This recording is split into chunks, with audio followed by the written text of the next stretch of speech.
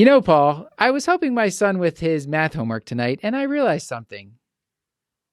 The difference between a numerator and a denominator is a short line, but only a fraction of people will understand that. So just a peek behind the curtain to our listeners, we spent a good amount of time trying to find a pun before actually starting the show, and that was the one that Matt opted for. All right, one last one. Actually, I can't remember which ones I've done and which ones I haven't. Nah, forget it. Let's just get to the show. The Curbsiders podcast is for entertainment, education, and information purposes only, and the topics discussed should not be used solely to diagnose, treat, cure, or prevent any diseases or conditions. Furthermore, the views and statements expressed on this podcast are solely those of the host and should not be interpreted to reflect official policy or position of any entity, aside from possibly Cashback Memorial Hospital and its affiliate outreach programs, if indeed there are any. In fact, there are none. Pretty much, we aren't responsible if you screw up. You should always do your own homework and let us know when we're wrong.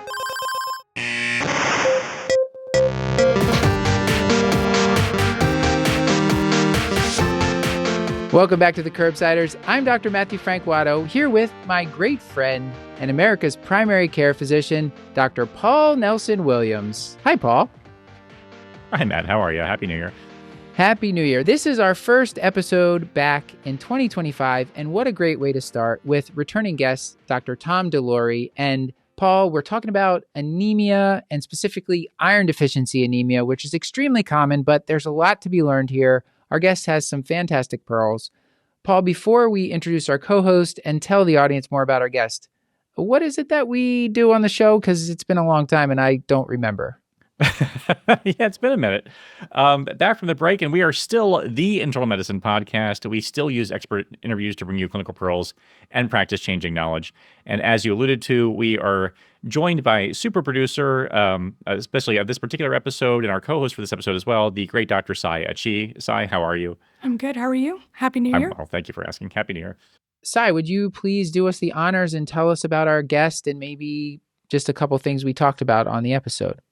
Yeah, of course. So we have a fantastic conversation with our guest, Dr. Tom DeLoughery. He's a hematologist at the Oregon Health and Science University. He loves his job, especially teaching any and all learners. He's interested in all things classical hematology, especially iron deficiency. Plus, he's very active in teaching wilderness medicine. He enjoys reading, running, and trying out new recipes. His one oddity is that he's been to 43 Bob Dylan concerts in 6 countries. Dr. DeLoughery teaches us the workings of iron deficiency anemia, how to go from creating a roadmap on the different types and differentials in anemia to diagnosing and coming up with treatment options for our patients. So without further ado, let's get to it.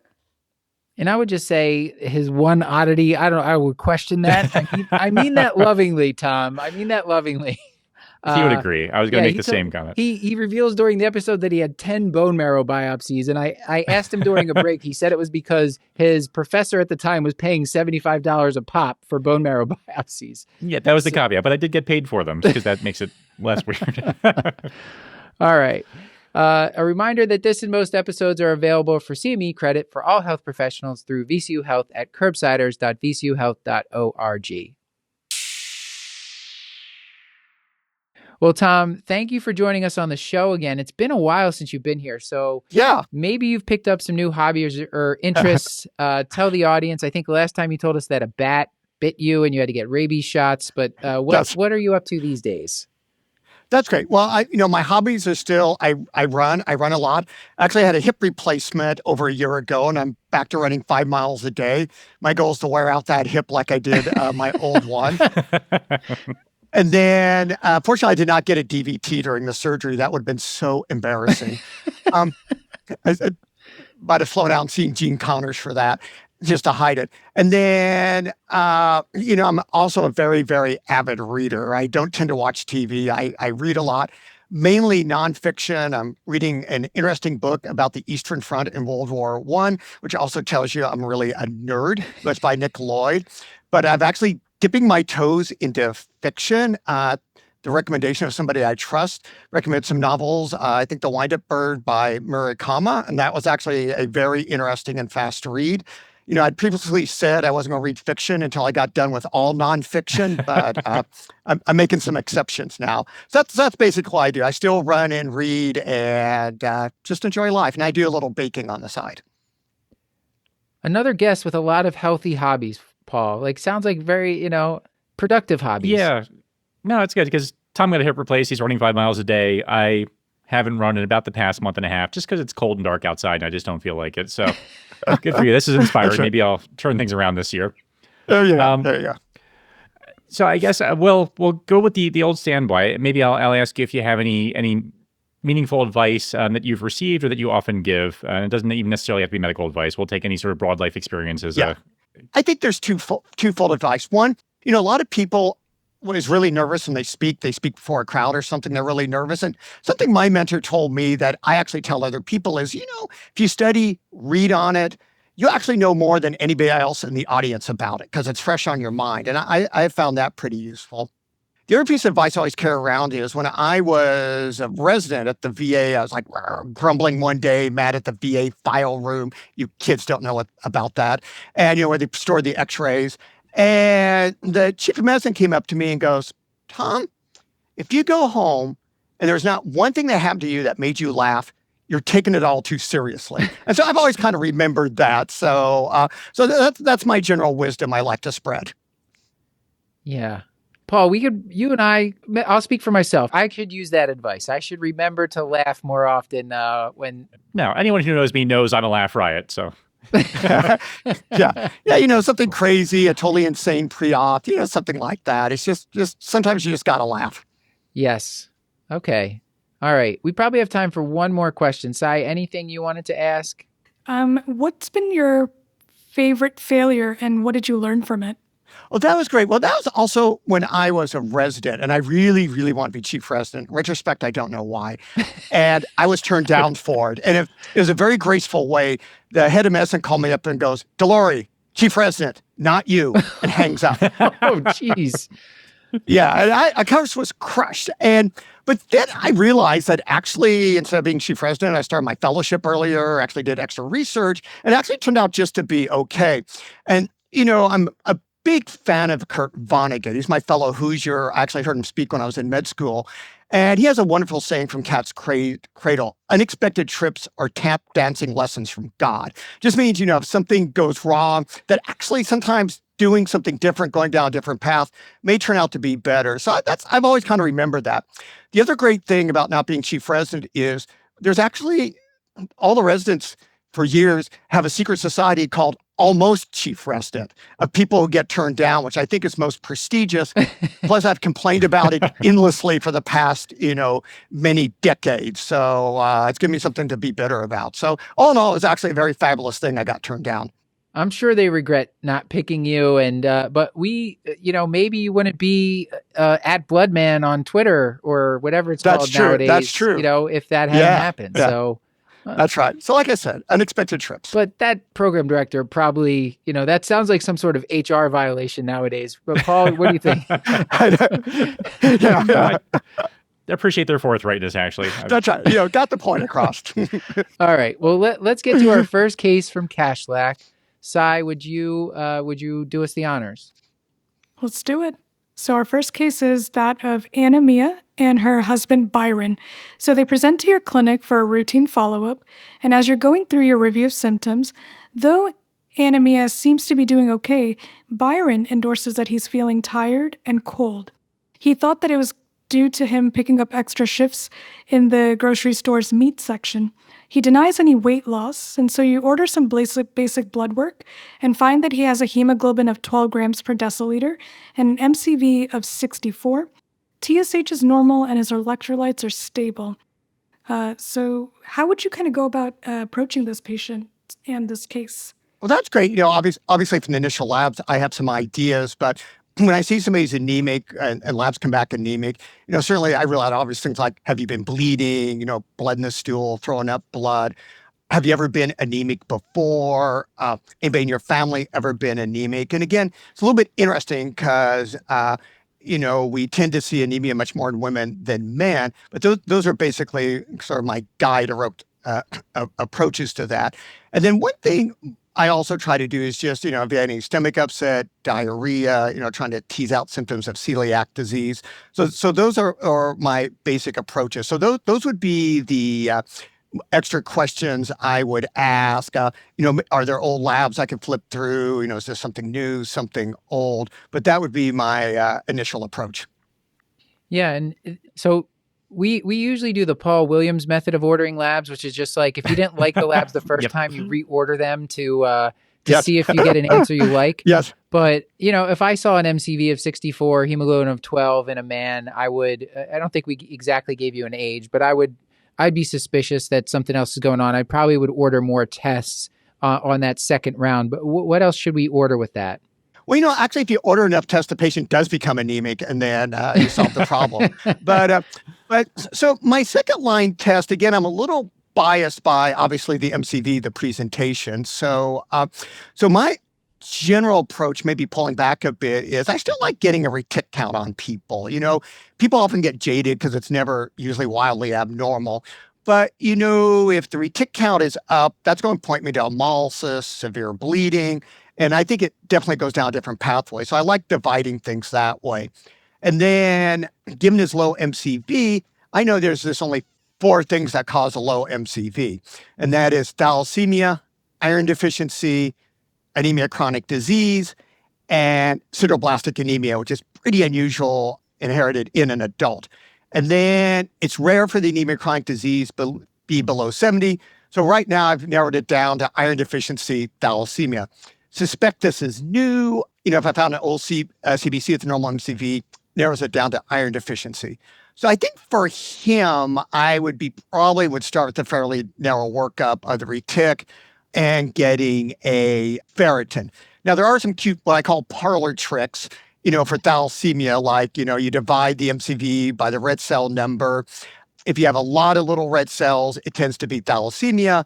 Lesser red cells, it tends to be iron deficiency. But I still like getting the labs to confirm. But, it's always a fun trick for the house staff when you're in clinic with them. So in him, I think I would get ferritins right off the bat. Now, what's interesting is I tend to get ferritins in everybody. Why? Because iron deficiency is really common, depending on how you define it.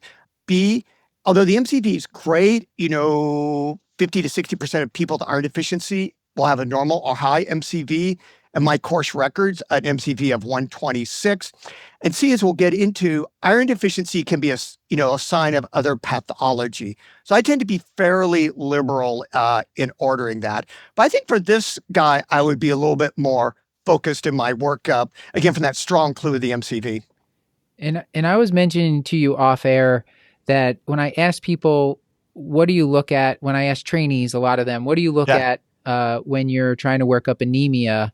Because it reports so many numbers on the CBC, unless they've been taught a good systematic way, they're not sure where to look. So you mentioned a couple things so far. Obviously, we're looking at hemoglobin and MCV.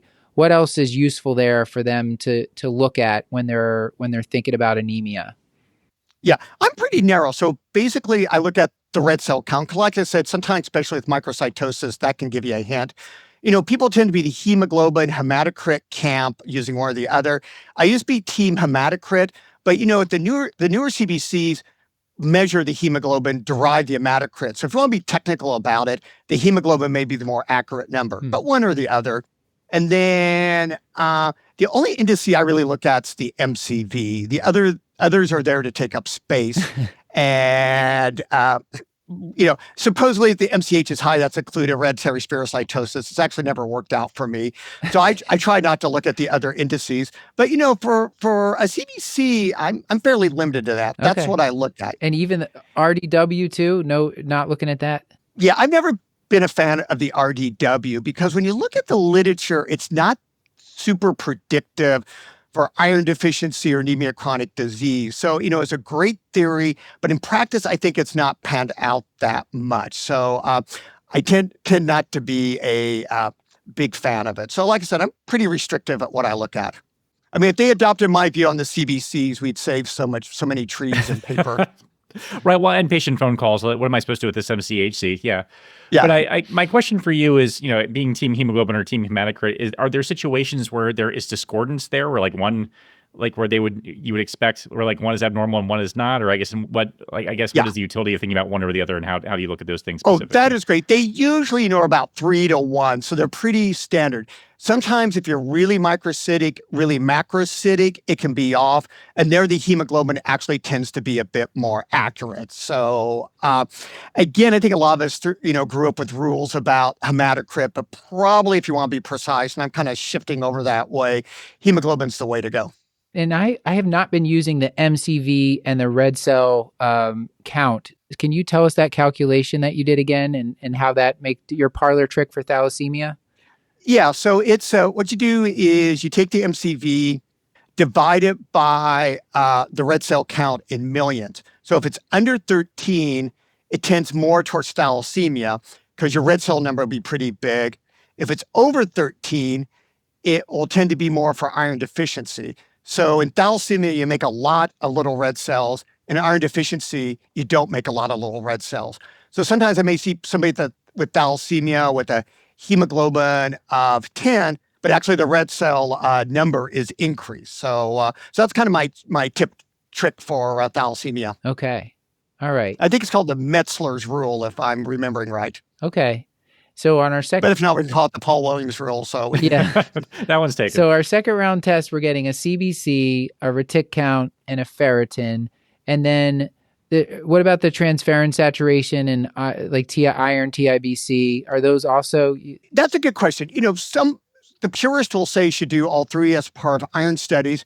My issue has always been with the TIBC and iron saturation is it's not, the utility of it's limited in people. So let's say you're older, inflamed, your iron's going to be down anyway with inflammation, anything else. And then ideally when you're iron deficient, your TIBC goes up, but that's a very negative acute phase reactant. If you actually just give somebody a dirty look, their TIBC goes down. And so that's a pretty unusual finding. And so a lot of times it may not be as good. And the big confounder is the iron saturation's also down in inflammation. And so I sometimes get it to get myself out of situations.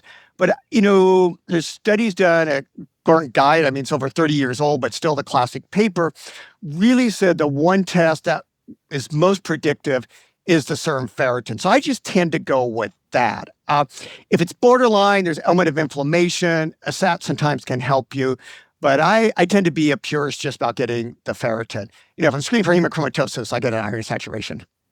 And then we're mostly taught ferritin 15 to 30 or more is normal, right? And a lot of the papers that I was reading to prepare for this are now setting the ferritin higher. So can you talk a little bit about that? Yes.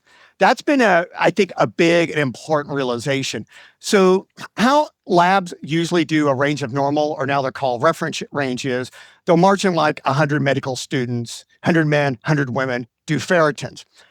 Guys, that's probably okay for. We're rarely iron deficient. But, we know now, especially from the work of Angela Weyand and other people, that the incidence of iron deficiency is really high in women. And there's actually a classic series about 4 studies of doing bone marrows in young women.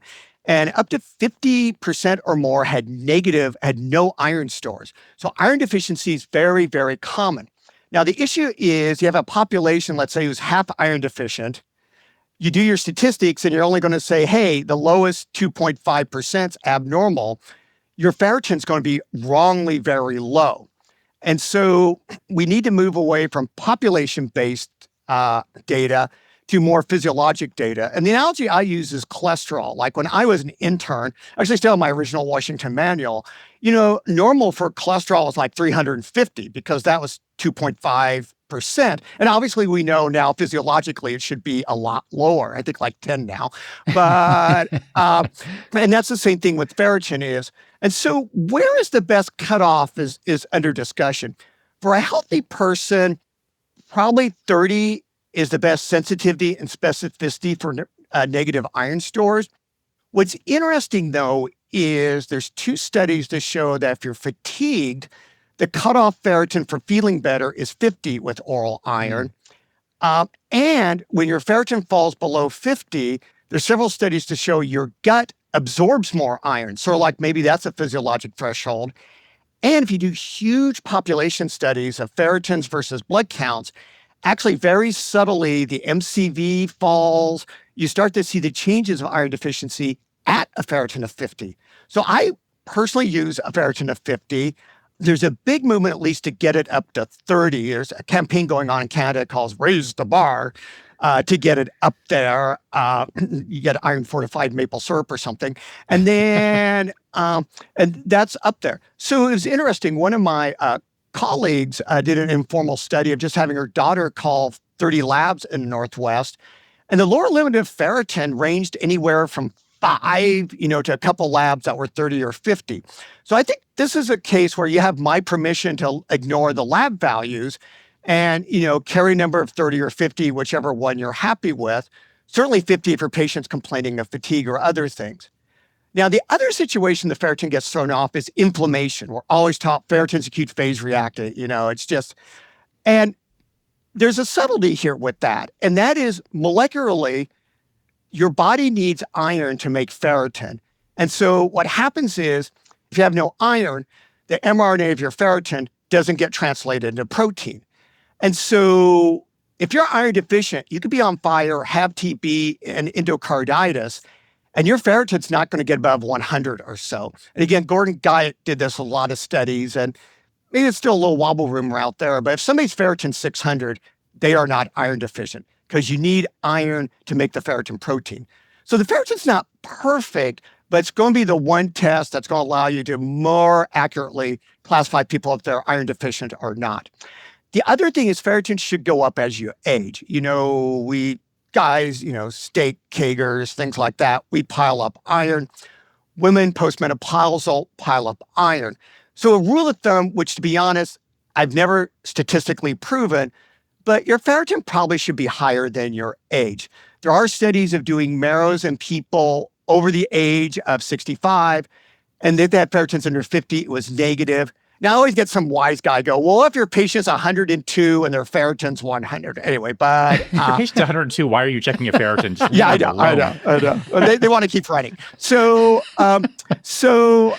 there's things like that. But in general, if Grandma Perkins is 82 years old, and that's my standard old person name, I'm going to run to somebody named Grandma Perkins, and they're going to be really mad at me.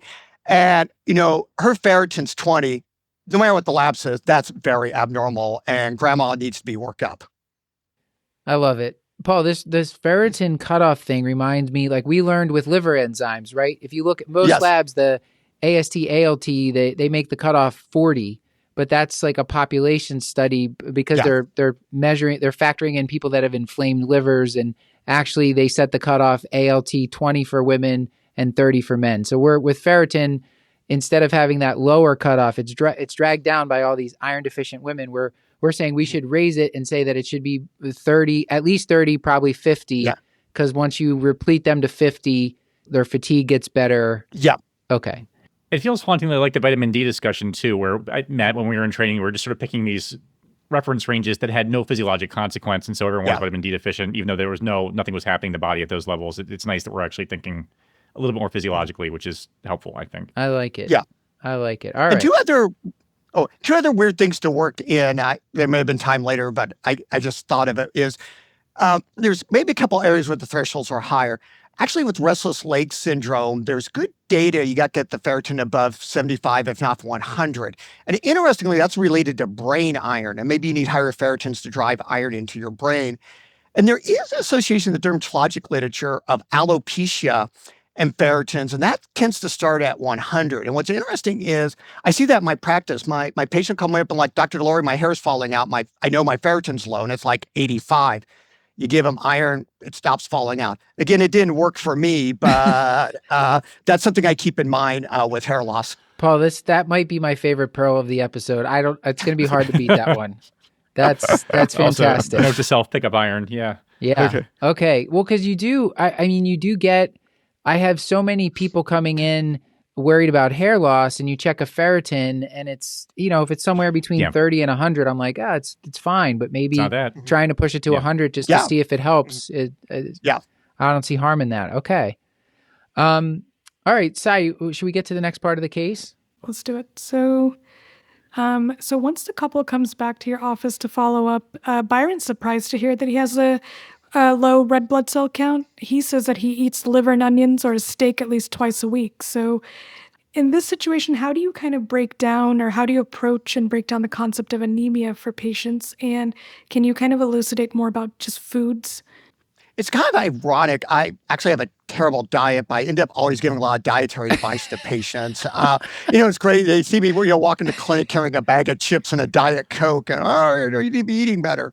But so what I usually talk to patients about is, that if you're anemic, usually you're not getting fuel to your bone marrow. And in many patients, like this patient, it's iron. So what I say is you're not getting enough iron to your marrow, and that's why you're anemic. Surprisingly, I have a lot of patients go, why aren't you doing a bone marrow test? Which, I don't know, I've had 10 of them. I wouldn't do them unless I was getting paid for it. And so, which I was getting paid for it.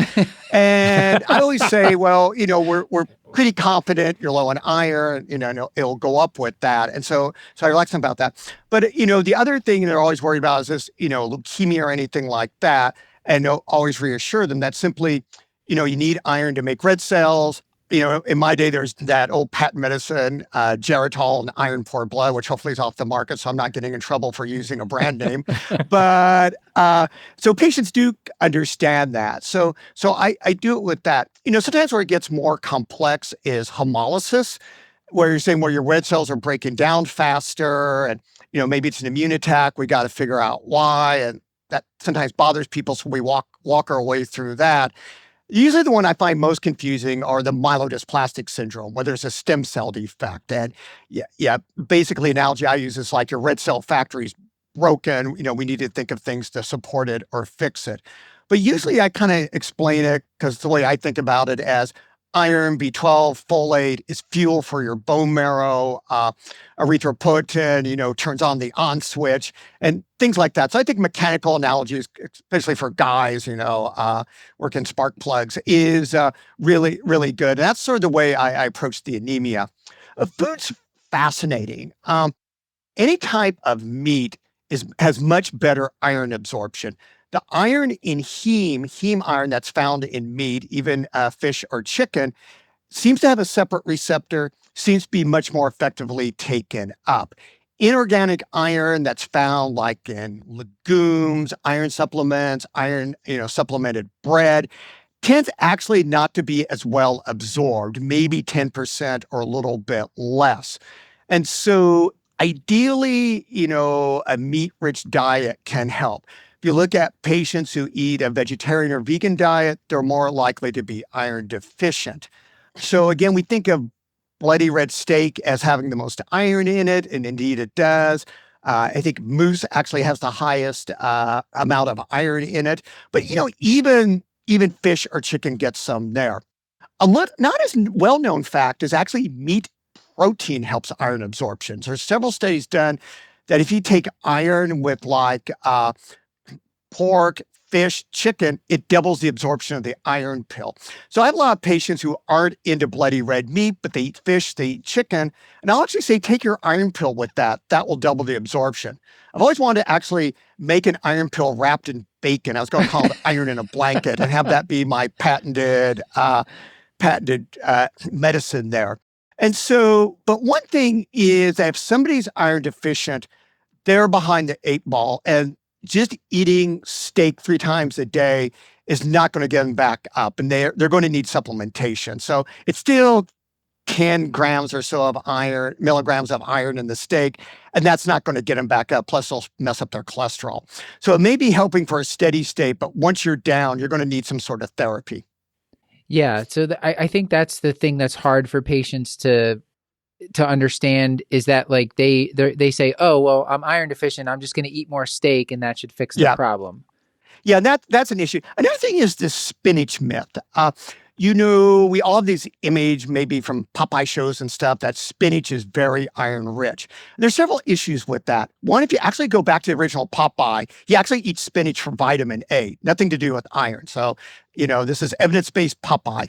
Secondly, it turns out that spinach actually doesn't have that much iron. People speculate maybe it's a decimal misprint or something. And then thirdly, spinach has a lot of oxalic acid, which actually chelates iron. So spinach actually is not that great a source of iron. And it hurts patients. I have patients come in, I don't know why I'm iron deficient. I'm drinking spinach smoothies every day, which sounds kind of like an abomination, but it's just not going to get them there. All right, Tom. So liver and onions alone won't do it. So this patient needs supplemental iron. So what is your approach to that? I feel like there's a million ways to do that. There's been a lot of hot discussion about how often and how to give it and when to give it and that kind of stuff. So how do you as our expert navigate oral iron supplementation?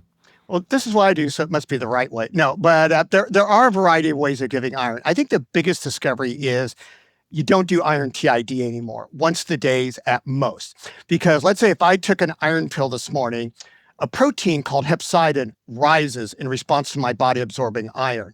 And hepcidin blocks further iron absorption. And so it goes up and it nicely goes down. And interestingly, it actually takes about 48 hours to get back to normal. So clearly once a day at most. There's a beautiful study in older patients years ago in the American Journal of Medicine where they gave people 15, 50, 50 TID of iron. 2 months later, ferritin rise was identical. And of course, the incidence of lock bowel and all sorts of GI issues was much higher. So once a day at most. So in general, and I give iron once a day. People say taken on empty stomach. Again, theoretically, the absorption may be better. People really don't like things on empty stomach. So I actually will tell people it's okay to take it with food. Again, if they're any type of meat eater, even fish or chicken, that will double the absorption of the iron. And I think that raises the interesting vitamin C issue, which is still tremendously controversial. In fact, there's a meta-analysis in one of our recent journals that just was all over the map. But I think if you look at the vitamin C literature, several things stands out. One, vitamin C is really good at neutralizing things that inhibit iron absorption. So calcium, especially. So fiber, calcium, things like that. So if somebody's eating a iron pill at their meal and maybe has a cheeseburger as a source of their meat, taking 500 units of vitamin C will neutralize the calcium effect and allow absorption. There are some nice studies, and one recently published in American Journal of Hematology, where they gave, labeled iron and a cup of orange juice, and actually iron absorption significantly went up. And so I'm of the school that vitamin C does help iron absorption. Again, something I do, which is more, I would say, a DeLougheryism nuance, is just because I've seen so many people not tolerate iron empty stomach, I tend to give it the little food. And again, meaty food is good. What brand of iron or what iron compound?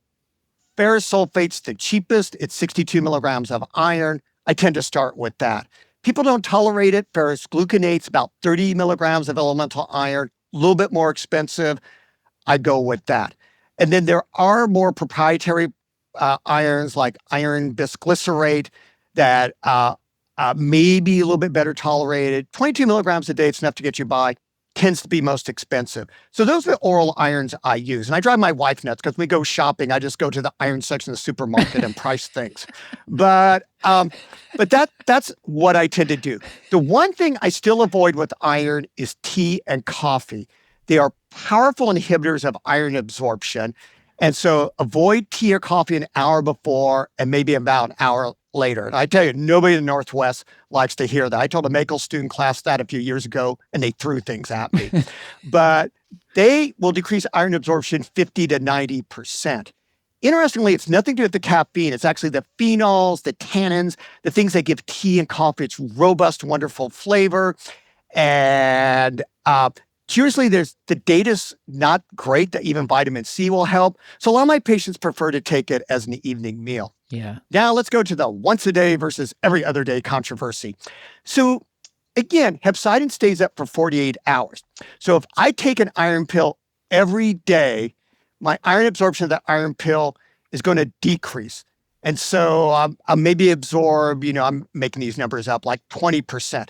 If I take the iron every other day, when hepcidin wears off, I'm going to absorb more iron from each iron pill. But the big question is, overall, what's going to be your total iron absorption? So my best take on the data from a recent study is that if you take one iron pill a day, you're going to replete a little bit faster at 90 days than every other day, where it may take you up to 180. And so with everyday iron, you're going to replete maybe a little bit faster. The downside is you're going to get more GI issues. And what's interesting is this study also showed that GI toxicity was really reduced with every other day iron. So to me, it's dealer's choice. I can't remember taking my pills once a day. Will somebody remember to take it every other day? I think that's an issue. Maybe 3 days a week's good enough. Monday, Wednesdays, Fridays. I tend to start with every day and then cut back if people aren't tolerating it. Other colleagues will start with every other day. But I think in the end, it's about the same. So in general, I personally start with once a day. I'm a little bit off the guidelines in that I like to give it a little food and vitamin C because I think that improves patient absorption and patient satisfaction with the therapy. And I do it. And in him, given he's really anemic, I check his CBC in 2 weeks. If you're going to respond to oral iron, his hemoglobin should go up by a point in 2 weeks. And so that's kind of my basic approach to iron pills. Yeah, I love that. Paul made this observation like years ago. I think this might have been 7 years ago, Paul, when the iron thing came out. Paul's like, patients have known this just intuitively. That's just the way they take it. Like, they're like, none of them are taking it 3 times a day, So yeah. Which I feel like I'm aging us, Matt, but like it's, again, when we were in training, it was like, if they're kind of anemic, it's twice a day. If they're really anemic, it's 3 times a day. And if God help them if they were actually adherent, they would never poop again. So it's, it's always nice to. I guess the last question I wanted to ask you, and maybe this is a little bit of a variation for this case. So Byron, our patient, let's say that he's a man. So to work up his iron deficiency, he doesn't have celiac. And we haven't seen any overt bleeding. He had a colonoscopy and he had an upper endoscopy. Let's say maybe he even had a small bowel capsule study. Mm-hmm. They didn't find anything.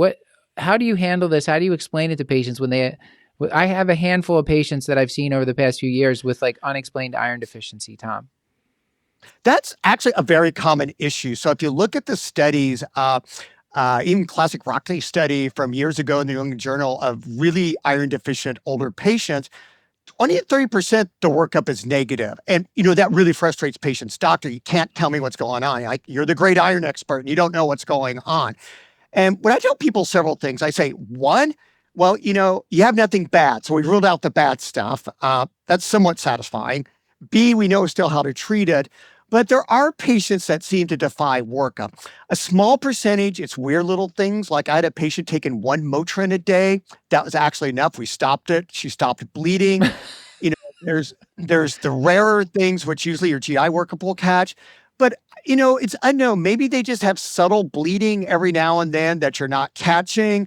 Maybe they actually have some defect of iron absorption. They actually somehow excrete it or lose it through the bowel. It's actually a big mystery. Every iron expert I've talked to has the same group of patients that they really can't figure out what's going on. And I think also just telling people that's reassuring, like, no, this happens, about 20% of my patients. The other thing I emphasize is nothing bad pops up in the future. It's not like, oh my goodness, they developed a, rhabdoschwannooma that, from it. That, they just need iron every now and then. So it's sometimes frustrating, sometimes if you work up esoterica, it comes up, but in general, they just get iron. So I feel your pain. That's a very common thing in my practice. So I will say in my limited experience, that's the type of patient where I'm the one who's more worried about than the patient is. Like I'm seeing the MCV kind of up and down. They're like mildly anemic, but they don't feel it. I'm like, we have to find out why it's happening. And then when we don't, they're like, all right, as long as it's nothing bad. You're like, okay, cool. So I feel like I'm more frustrated often than the patients are, but maybe that's just the way I'm framing it. Is there a Marvel character that's somehow Iron Man that can suck iron out of people? Maybe that's what's going on. It's Magneto, yeah. Magneto, yeah. He's like, they're riding the train with them and a little bit of their iron gets sucked out. Well, I think we should move on to our next case. So, Sai, would you do the honors? Sounds good. So we have Miss Ivy Irons. She's a 34-year-old lady who's presenting for an annual physical. She says that she's been having some intentional weight loss and feels great apart from the occasional fatigue, which she says is because she's in the process of defending her thesis and has some fatigue around her menses. So her hemoglobin is 11.5, MCV is 59, and platelets are 550. TSH and other labs are stable.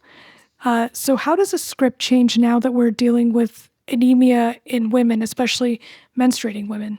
Great. I think that's a very good question. So the big thing that you got to talk to and work up is menstruation.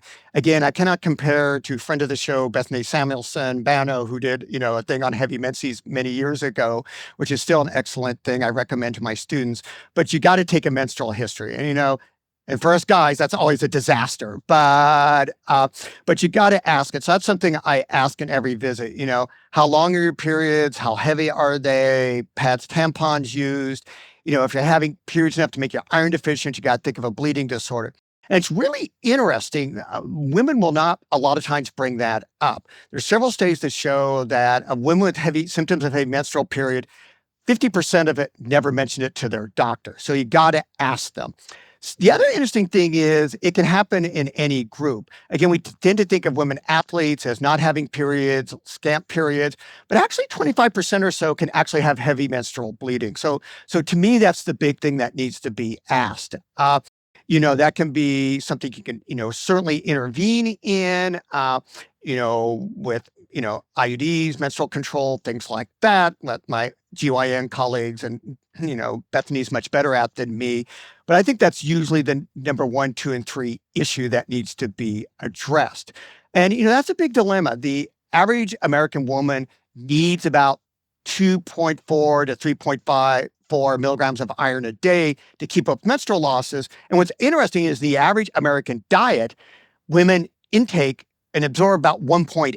So that's why we see so much iron deficiency. There's this huge imbalance. And again, if you're having heavier periods, it just makes things worse. So I think that's really the big thing there. One thing we discuss is, when do you do a GI workup? I almost never do it in a younger woman. It's a menstrual history.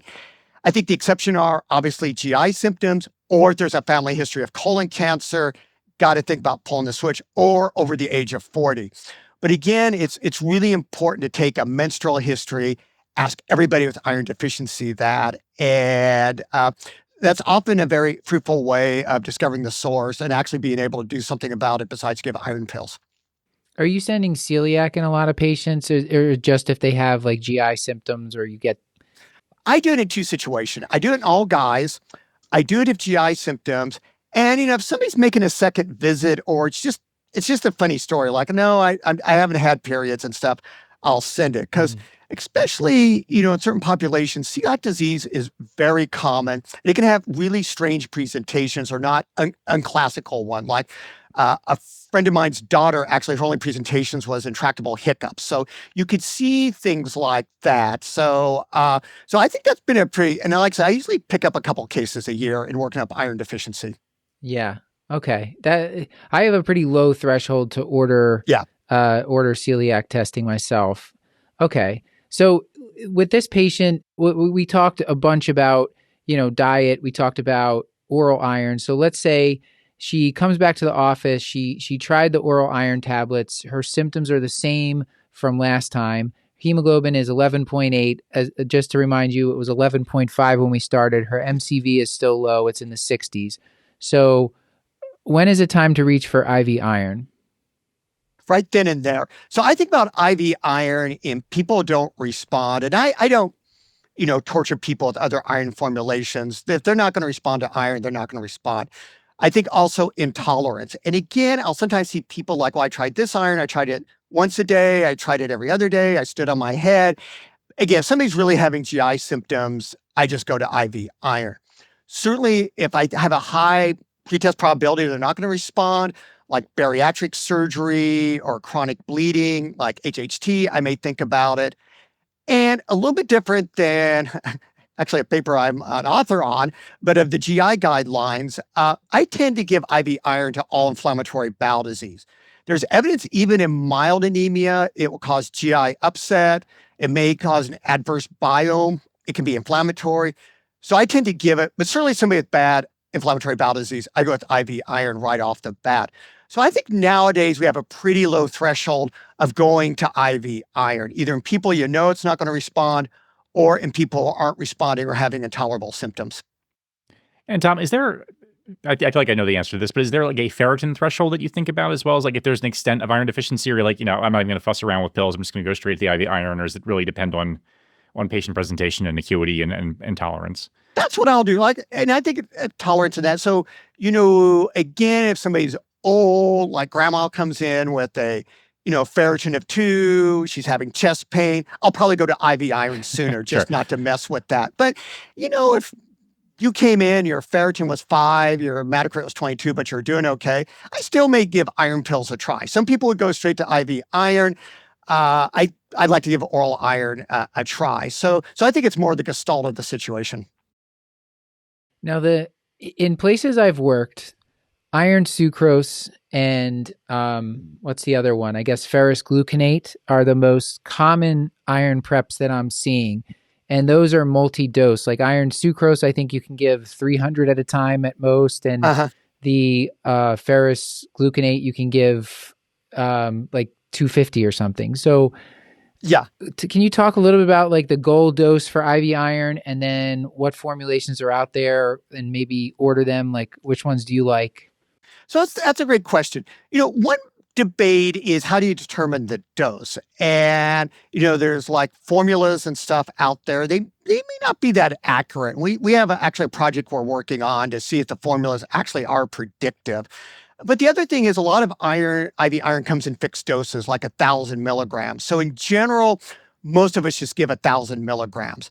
And you're right, the iron sucrose, gluconate, the preparations we call the iron salts, you need multiple doses. And the reason why is they have more labile iron in it. So if you try to give a higher dose at once, the patient's significantly going to have a higher rate of reactions. So you have to infuse it in painfully slowly, or you do the multiple infusions. And we actually have a paper out that in pregnancy, when women were given, prescribed multiple doses of iron sucrose, a lot of them just didn't simply show up after the first dose. So patient has to drive, it's inconvenient, you got to pay for chair time. Every infusion of iron has a risk of infection. So I'm really not a big fan of multi-dose iron. And no iron product's safer than the other. There's actually one iron product that for obscure reason may be a little bit unsafer, if that's the right word. But I'm from Indiana. But in general, we love single-dose iron. So my go-to has been low molecular weight iron dextran. You give it as 1,000, you run it in over an hour, and boom, the patient's repleted, one-stop shopping. And so that's kind of been our standard because it's usually the cheapest, gets short every now and then.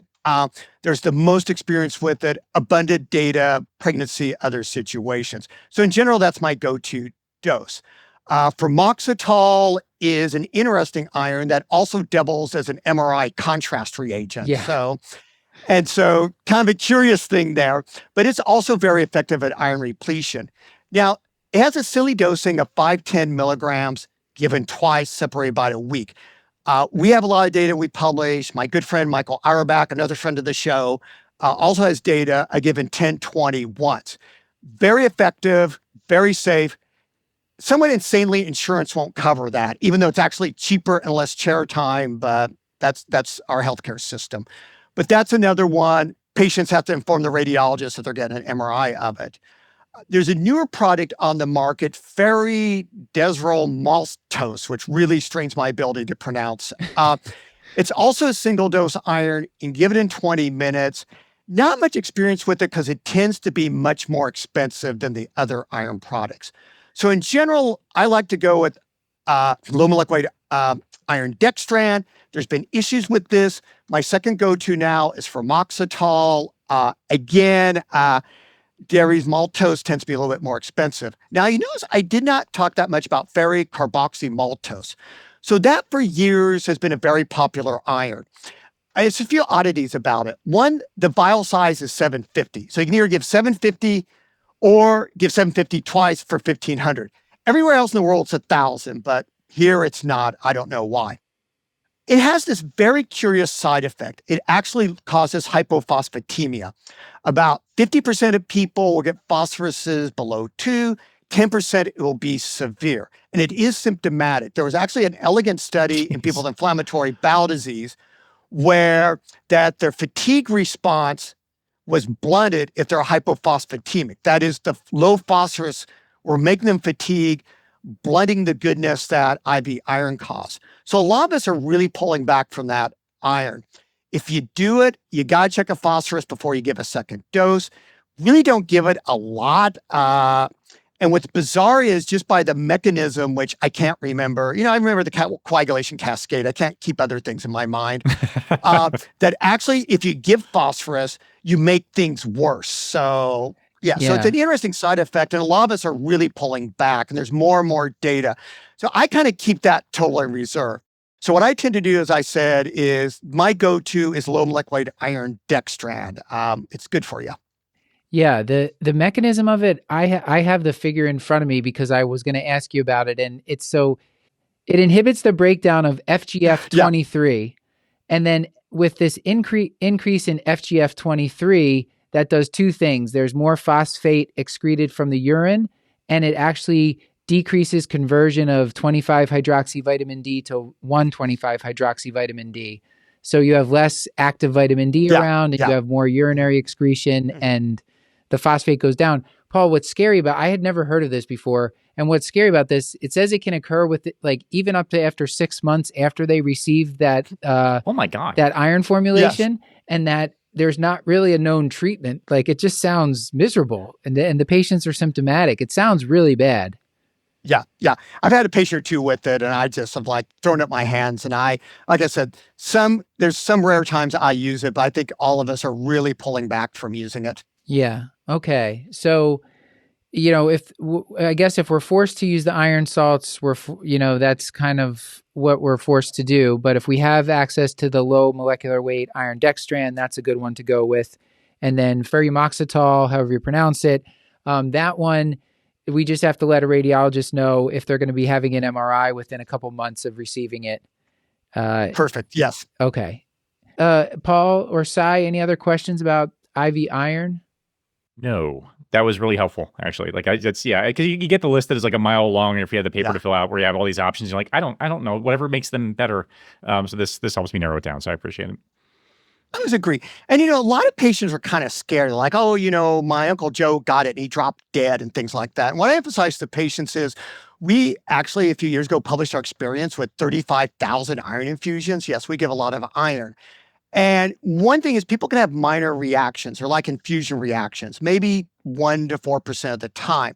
And, it's kind of scary. They itch, their throat tights, they maybe get a little rash. But it's just nonspecific activation of complement. And I tell people that it's not an allergy, it's an infusion reaction, it will happen. We stop it, we wait, it will go away. And it most often does. In the old days, people were like, oh my God, it's an allergy, get the crash card. And it just made it a terrifying experience. So I forewarn patients that will happen. Our protocols about watching it, maybe 1 and 200 times, it's enough of a reaction. And we're like, hey, let's do something different, a different day. But true severe anaphylaxis, very severe reactions are very, very rare, like 1 in 15,000. And so it's a very safe product to give. Again, some people have these funky things. They're forewarned. They can just ride it right through. So like I said, and people respond. They think you're great because they feel better. Yeah, that was, when we talked to Dr. Auerbach about this, I think that was what got people most excited about the IV iron, is that he's saying, yeah, if I give somebody 1,000 milligrams IV iron, even before their hemoglobin is better, they feel better. And, so you're making someone feel better in an hour. Well, yeah, I think he was saying that this is like the pagophagia goes away like during the infusion, which I think was just like kind of mind blowing. Yeah. But I guess above and beyond asking if they're still chewing on ice or not, like what is your laboratory follow-up look like? Like how often is it meaningful to actually repeat your iron, your ferritin level, or doing a repeat CBC? Like what is your follow-up, and how do you know it sticks, and when is the right time to actually chase those things down? Yeah, I just give a patient a plate of ice. If they don't eat it, I'm satisfied. That's a great question. So with oral iron, I usually like to check within a couple of weeks the CBC, see if it's going up, and then to follow it. Usually 3 months is my magic time with oral iron to make sure the ferritin's at goal. getting the crit up. And again, I like ferritins above 50 or higher in older people.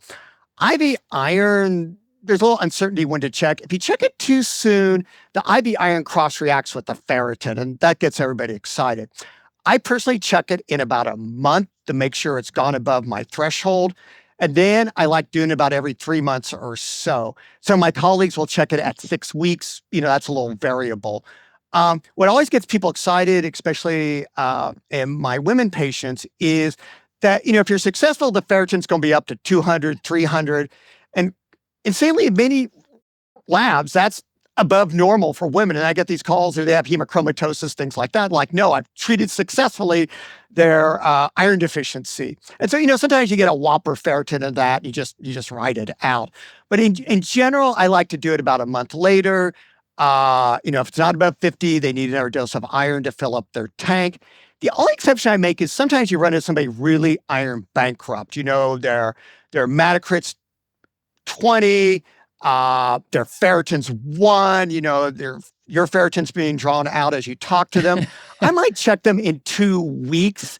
And if the ferritin's not up, then give another slug of iron. But most people, about 4 to 6 weeks, I check.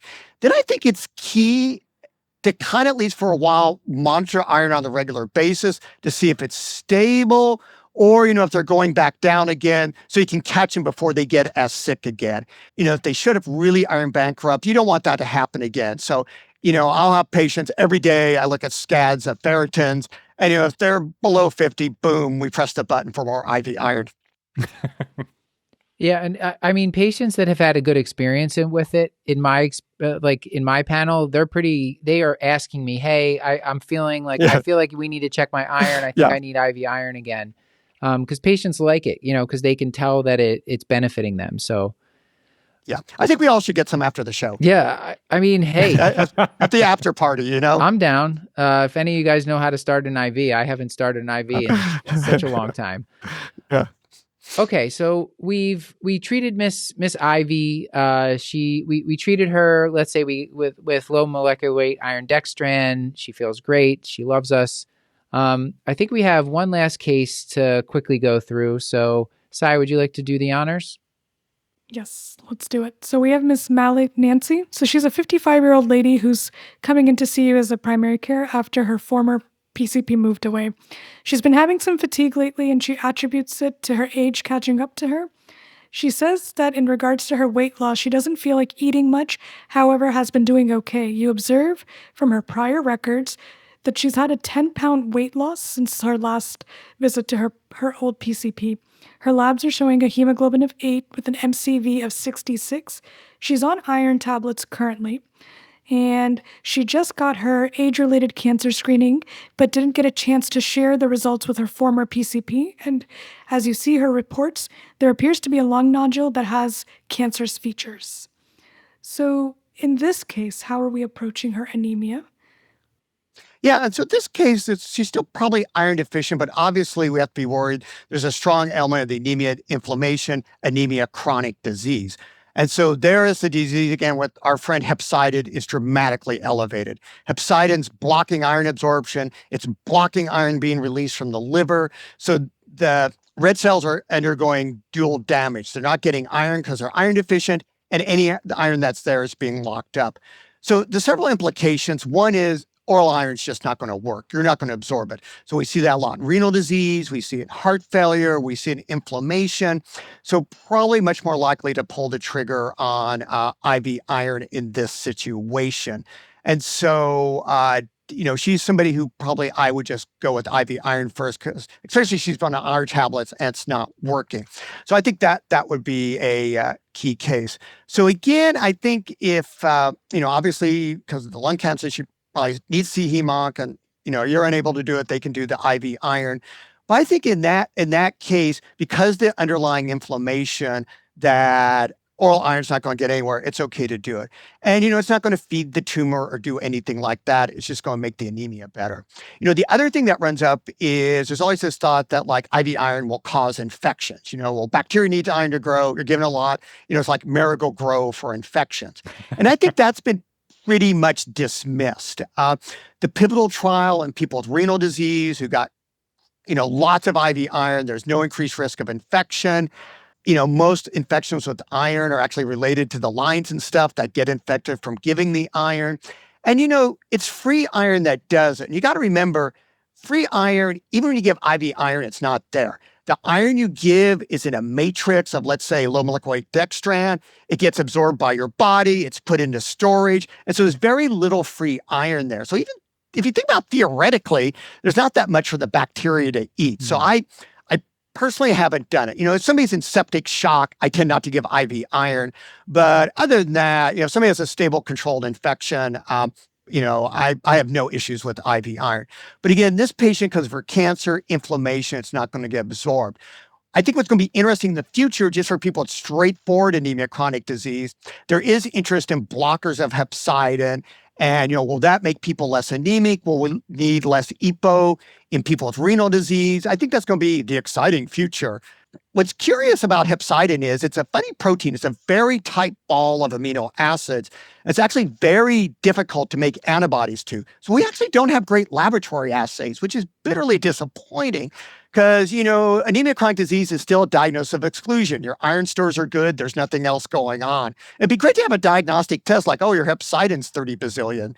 So maybe one day in the future. But this is, again, a patient that I would strongly think about just going straight to IV iron. And Todd, I guess a couple of the places that I've worked, they develop protocols so that you can get IV iron infusions without having to drag hematologists into the mix. Like you can go to an infusion center, you fill out the orders, the magic happens. Who are the patients? I mean, obviously this patient needs to see an oncologist, but who are the patients otherwise with anemia that you would want to see that who are the referrals that we should be sending your way when it's just not quite as straightforward? Yeah, that is great. So I would say somebody probably gets repeated IV iron. That's probably somebody I should see. I may not offer anything better, but probably should see, make sure they're not doing anything. There's more complexity to it, like the other counts are wonky, things like that I should see. But in general, a lot of my primary care colleagues, especially around the rural areas of the state, do a wonderful job at taking care of IV iron deficiencies. So I think, repeated something unusual, or it's like, it's like, maybe the first case, a young man with no obvious cause getting it. I think it's worth, for a hematologist, give them the once over. But, somebody pretty straightforward iron deficiency, if you're comfortable with it, got good protocols, that's clearly a primary care issue. Well, that's great. Paul or Sai, any other questions before we get to take-home points? I think one question I had is if you're looking at any of these infusion reactions, is the protocol to just slow the rate down, or do you kind of pause the infusion and then start back once they kind of get over those minor symptoms? Great. That's what we do. So what we tend to do is stop the infusion, wait about 15 minutes, and then restart. There's a wonderful paper by, I believe it's called Rempton. Hopefully it will be in the show notes, that has a very nice protocol for minor, major, and moderate reactions. But usually we just stop and wait. One thing we avoid is, I can't even think of the trade name, the real name of it, but Benadryl. And it's because that has been shown to actually make infusion reactions worse. Also like, my mouth's really dry or my heart's racing. So it's a drug I don't even like. I can't remember how to pronounce the generic. Diphenhydramine. There you go. That's why we have the experts here. And so I avoid that like the plague, and especially should not be part of any iron infusion reaction protocol. But in general, we stop, reassure, go on our way. I feel like we're down to like one indication for diphenhydramine now. Like I don't think there's a whole lot else to really use it for. Yeah.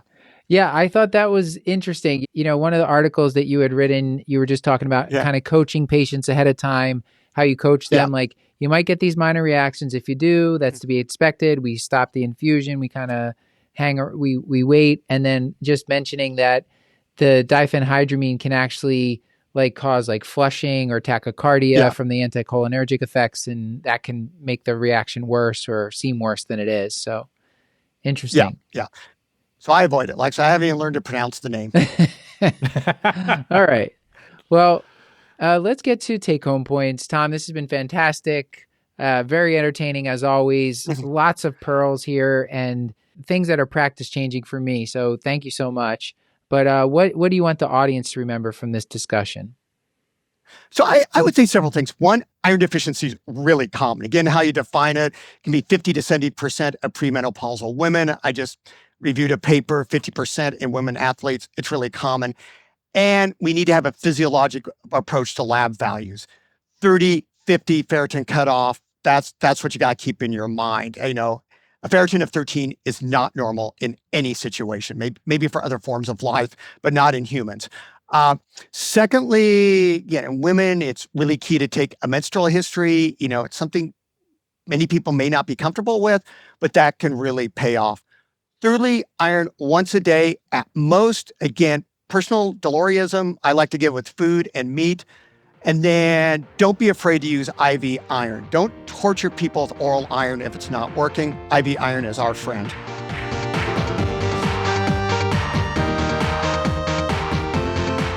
This has been another episode of the Curbsiders, bringing you a little knowledge food for your brain hole. Yummy. Still hungry for more? Join our Patreon and get all of our episodes ad-free, plus twice monthly bonus episodes at patreon.com/curbsiders.